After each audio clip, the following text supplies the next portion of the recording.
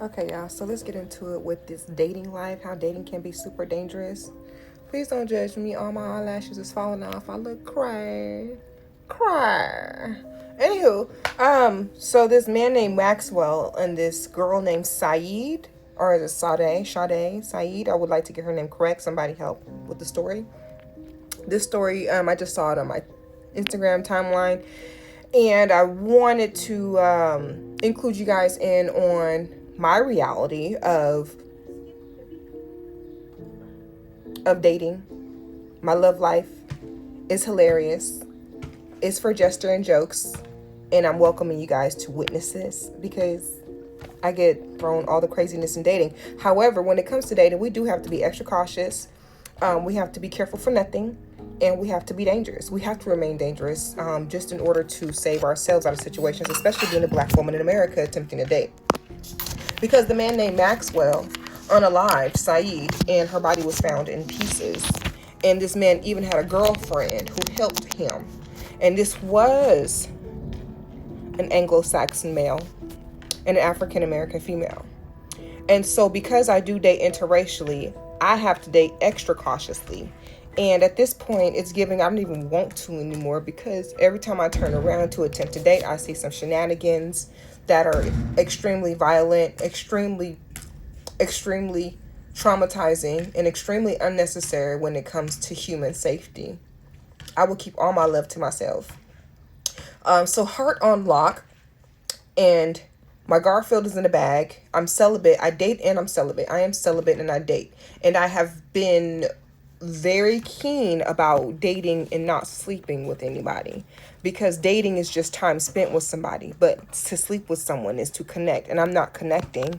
I'm not connecting physically at all, because I require cerebral and intellectual and emotional connections. So maybe that makes me a demi or a demisexual or whatever. I'm not sure, but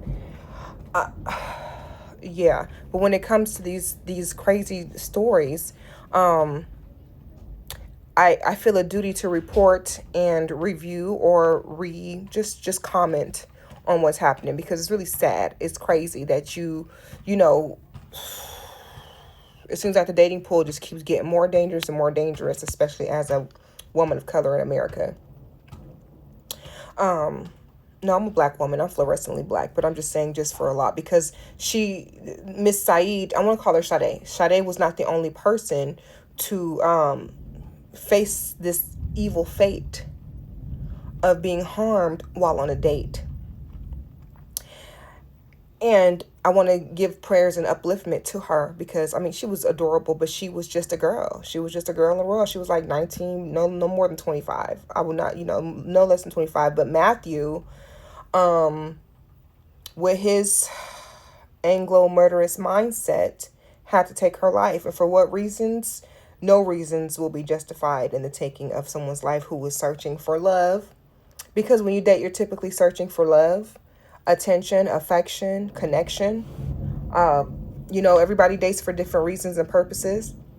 Typically, I'm just speaking on this. Most black women in America date for compatibility, companionship, love, family building, and out of submissiveness of, of course, the laws of nature to submit to a man, which can be really beautiful. It can be abused, like what we're seeing in the Diddy cases. I hate that I even think about him with his relationships, but he's another one who, that's another relationship topic.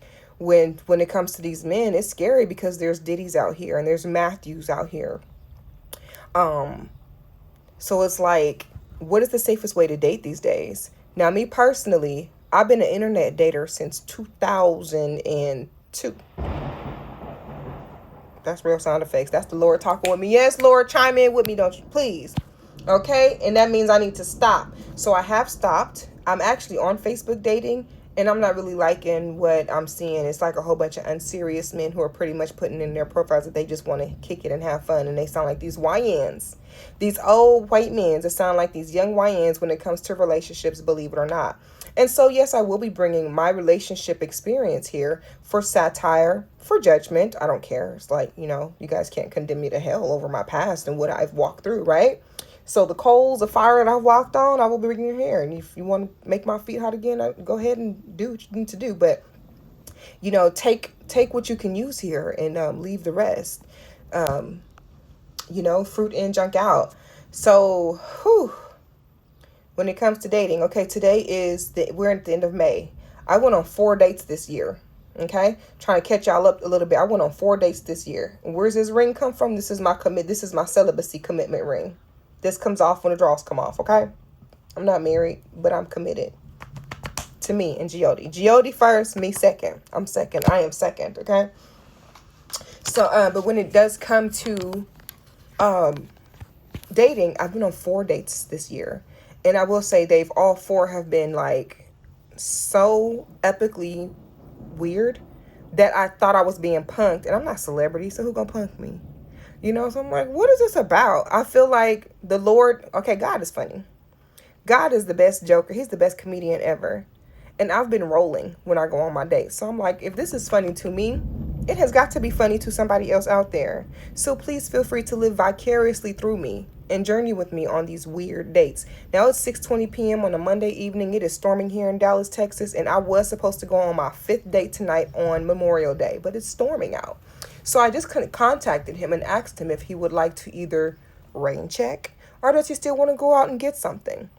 Because this person has already gotten on my nerves. Okay, so you're gonna have to tune into the next video. I'm gonna tell you just about where we met and where we're at conversational wise, because it's all for entertainment, right?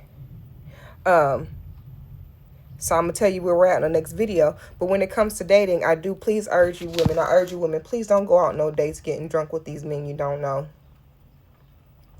Please make sure that you're going out to meet them, or when they pick you up, it's not in front of your own residence. Fake like another one. These are just some gems that I was taught when I was young. Make sure at least when you go out, you don't never come home hungry. And also, if you feel like you're dealing with a very petty man who's going to count every single dime and penny that you're on a date with him with and hold it against you, don't even eat. Go home and cook you some food. My lights just went off with the storm in the background. The storm just knocked my lights out. Don't even eat.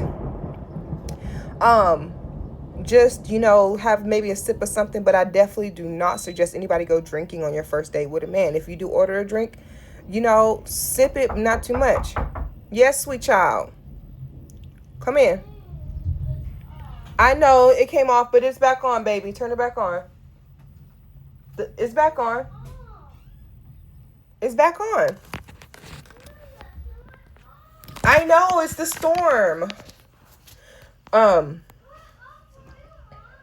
Also, when you're first dating somebody, like until you really get to know them, I would definitely suggest using some type of, if you already gave them your real number, so be it. But like use a text now or use some type of text interface so that you don't be silly like me and have to change your numbers all the time after you done make them go crazy and they can't leave you alone. At least for like the first few weeks of knowing them. Utilize the power of your block button at the sign of, I want to say red flag number 3. 3 flags, let them be out. There's no need in sitting around trying to manipulate and deal with a person because you see all their uglies. And, as much as that's right. The Lord said that's right. Come on, baby. Come in here if you're scared.